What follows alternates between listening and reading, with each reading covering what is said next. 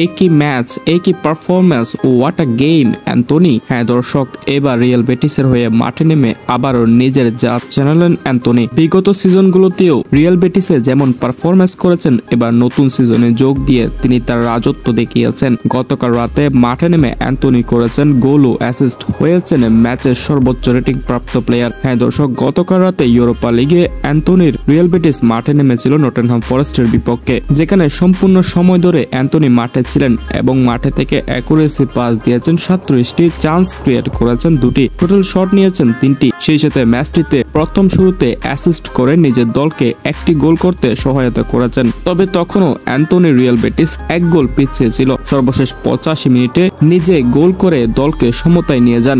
এজন্য অ্যান্থনির রাজকীয় পারফরমেন্স। পুরো ম্যাচে এমন পারফরমেন্স করতে পারায় অ্যান্থনি রেটিং পেয়েছেন 8.9। হ্যাঁ দর্শক, রিয়াল বেটিসে আবারও এসে আগের মতো পারফরমেন্স শুরু করে দিয়েছে ব্রাজিলিয়ান তারকা অ্যান্থনি। দেখা যাক শেষ পর্যন্ত এই সিজনে কত গোল অ্যাসিস্ট করতে পারে রিয়াল বেটিসের হয়ে অ্যান্থনি, এখন সেটা দেখারই পালা।